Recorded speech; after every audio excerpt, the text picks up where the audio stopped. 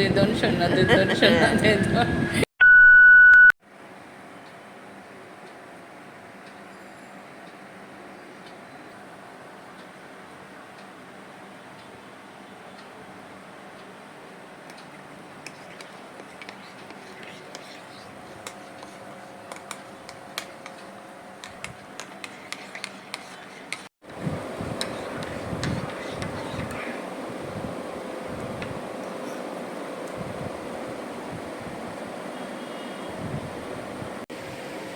Good morning friends, সকাল থেকে ব্লগটা শুরু করলাম। তো আজকে ব্রেকফাস্টে আমি এই যে ক্রিম কেক আর দুটো বিস্কুট নিয়ে নিয়েছি, আর এই দুটো ক্রিম কেক আর বিস্কুটের সাথে খাচ্ছি কি বলো তো,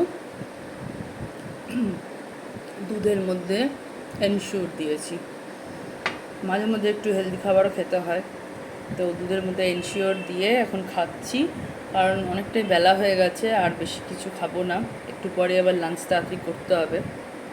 তো এই বিস্কুট আর এনশিওর দিয়ে দুধটা খেয়ে নিই, ওকে। তো তারপরে তোমাদের সাথে আবার লাঞ্চে দেখা করব।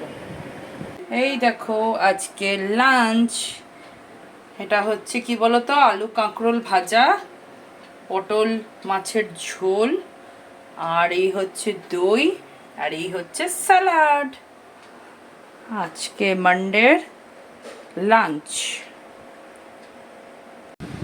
এই যে বিকেলবেলায় ফল নিয়ে বসে গেছি। মাঝে মধ্যে আমি চেঞ্জ করে করে ফল খাই, যেমন কালকে খেয়েছিলাম আপেল, তো আজকে খাচ্ছি মুসাম্বি। খেয়ে দেখি কেমন, মিষ্টি না টক।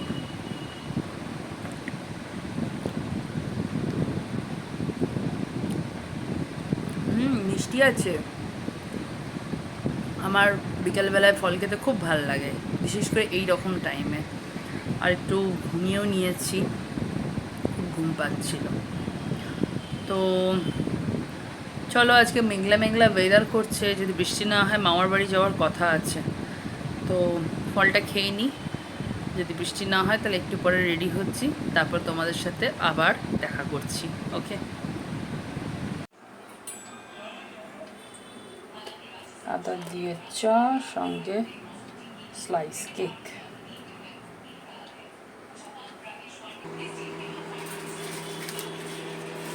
স্লাইস কেক সঙ্গে চা, গরমা গরম ginger tea without sugar and without milk.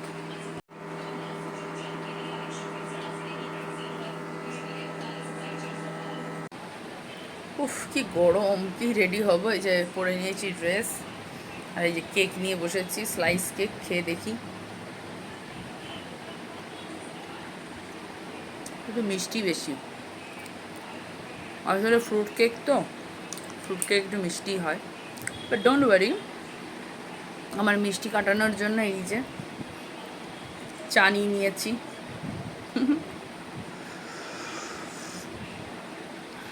Ginger tea without sugar and without milk. তো কেক আর চাটা খাই, তারপর তোমাদের সাথে ফাইনাল লুকটা শেয়ার করছি আমার, ওকে। সো গাইস, একদম রেডি হয়ে গেছি। বলেছিলাম না আজকে যাব মামার বাড়ি, অ্যাকচুয়ালি অম্বুবাচী চলছে, তাই যাচ্ছি দিদার কাছে। অনেক দিন ধরেই দেখা করব ভাবছিলাম, তো এই সুযোগে যাওয়াও হবে। তো বাবাই যেত, আমি ভাবলাম আমিই যাই, দিদার সাথে দেখা করব। তো চলো যাওয়া যাক। আর কি কি নিয়ে যাচ্ছি সেটা তোমাদের সাথে শেয়ার করছি। তার আগে আমার ফুল আউটফিটটা তোমাদের সাথে একবার শেয়ার করে নিই, কেমন। এই দেখো, এই হোয়াইট কালারের কুর্তিটা পরেছি অনেক দিন বাদে, আর এই যে এই হ্যান্ডব্যাগটা নিয়ে নিয়েছি, হোয়াইট হোয়াইট ম্যাচিং ম্যাচিং। তো চলো কি কি নিয়ে যাচ্ছি সেগুলো আগে তোমাদের সাথে শেয়ার করি, কেমন। তারপরে মামার বাড়ি গিয়ে দেখা করব। তো এই যে কি কি নিয়ে যাচ্ছি দেখো, চন্দন ধূপকাঠি, আচ্ছা রোজ ধূপকাঠি, ঠিক আছে, 2 রকমের ধূপকাঠি নিচ্ছি, 2টো পপকর্ন নিচ্ছি দেদনের জন্য, খুব ফেভারিট দেদনের। আর এই যে আমি নিরামিষে ঘুগনি বানিয়েছি নারকেল দিয়ে, এটা একটু নিলাম, সবাই খাবে। আর এইটা এই যে আটার লাড্ডু, আটার লাড্ডুটা নিয়ে যাচ্ছি, ড্রাই ফ্রুটস দিয়ে বানিয়েছিলাম, তোমরা ব্লগে দেখে থাকবে, সেইটাই এই নিয়ে যাচ্ছি। আর বাবাই দিচ্ছে অম্বুবাচিতে টাকা, ওই ফল টল যা খাবে দেদন খাবে, ব্যাস এই কটাই জিনিস। তো চলো মামার বাড়িতে গিয়ে দেখা হচ্ছে, কেমন? আর এই যে এই প্যাকেটে দেখছো, এটাতে হচ্ছে মামুর গিফট, বাবাই মামুকে জন্মদিনের উপলক্ষে দিচ্ছে এই গিফটটা। তো চলো এবারে মামার বাড়ি যাওয়া যাক, কেমন?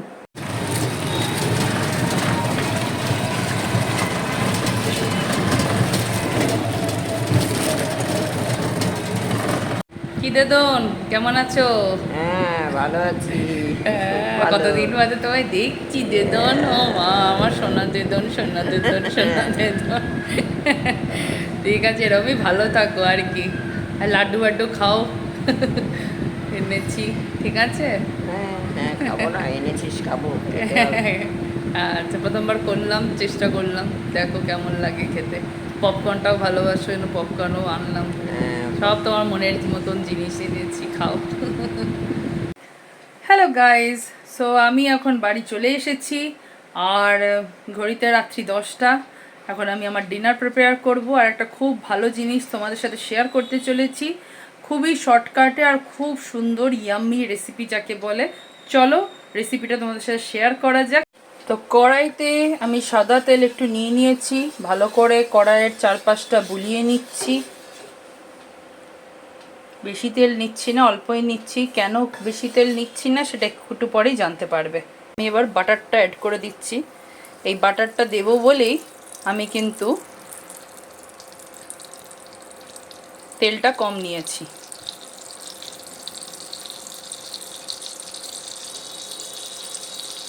আর ফ্লেম কিন্তু এখন বাড়ানো রয়েছে গ্যাসের। এবারে এর মধ্যে কেটে রাখা মাশরুমগুলো দিয়ে দেবো। মাশরুমগুলোকে এরকম হাফ কেটে নিয়েছি মাঝখান থেকে।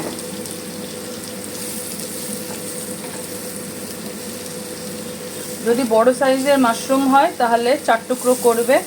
আমার মাশরুমগুলো যেহেতু ছোট সাইজের, তাই আমি 2 টুকরো করেছি মাঝখান থেকে। আর এটা আমি 200 গ্রামের মাশরুম নিয়েছি। এবারে এর মধ্যে কেটে রাখা, এটা আমি একটা পেঁয়াজ নিয়েছি, এটাকে ভালো করে কেটে নিয়েছি, কুচিয়ে নিয়েছি ভালো করে। আর এখন আমি এর মধ্যে নুন দেবো না, এই কারণে কারণ মাশরুম কিন্তু জল ছাড়ে, তো একবার মাশরুম থেকে দেখো জল বেরোচ্ছে। তো এই সময়তেই পেঁয়াজটা দিয়ে দিলে কি হবে, ভালো করে পেঁয়াজটা এর মধ্যে সেদ্ধ হয়ে যাবে আর সুন্দর করে একটা গন্ধও বেরোবে। আর এই যে জলটা বেরোচ্ছে, এর জন্য কিন্তু এখন আমি গ্যাসের ফ্লেমটা হাই করে দেবো, যতটা জল বেরোনোর বেরিয়ে যাবে এতে। আর দিয়ে দেবো এর মধ্যে কেটে রাখা কয়েকটা কোয়া রসুন। যেহেতু আমার রেসিপিটার নামই হচ্ছে বাটার গার্লিক মাশরুম, তাই তো এই দেখো জল পুরো টেনে নিয়েছে আর ভালো করে ভাজা ভাজাও হয়ে গেছে মাশরুম, বাটারের সাথে একদম মিশে গেছে। আর দেখো কালারও এসে গেছে, মাশরুমে একটা গোল্ডেন কালার এসে গেছে। এবারে যেটা করব, আমি এখানে নুন দেব।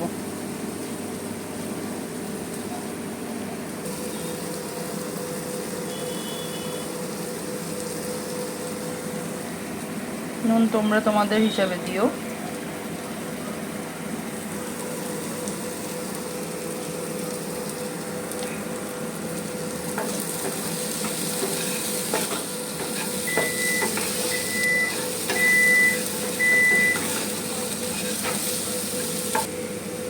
আচ্ছা, এবারে দেবো একটু অরিগানো, আর এখানে দেবো একটু চিলি ফ্লেক্স।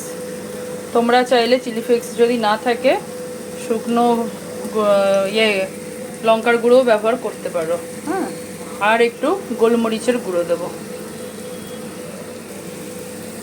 এবারে ভালো করে মিশিয়ে দেবো।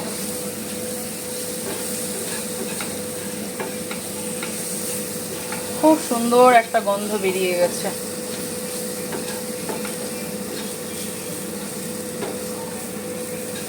কালারও এসে গেছে, দেখো গোল্ডেন একদম মাশরুমের গন্ধ, মানে কালারটাও এসে গেছে, গোল্ডেন ফ্রাই হয়েছে একদম মাশরুমটা।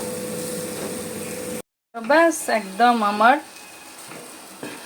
Butter garlic mushroom ready. এটা তোমরা স্টার্টার হিসেবেও খেতে পারো, আবার সাইড ডিশ হিসেবেও খেতে পারো। আমি যেমন এখন রুটির সাথে এটা বানালাম, আমি রুটির সাথে এটা খাবো। তো দেখো এইটাই হচ্ছে ফিনিশিং, এইরকম আসবে। তো তোমরাও এরকমভাবে মাশরুম বানাও, দিয়ে আমাকে তোমরা কমেন্ট করে জানিও তোমাদের কীরকম খেতে লাগলো এই ডিশটা, কেমন। আর তো এই যে দুটো রুটি নিয়ে নিয়েছি, আর এই হচ্ছে মাশরুম, এটা হচ্ছে গার্লিক বাটার মাশরুম। তো চলো এবারে ট্রাই করি আমি বানালাম কেমন। এই যে রুটি নিয়ে নিয়েছি, এর মধ্যে নিয়ে মাশরুমটা নিয়ে রুটি নিয়ে সোজা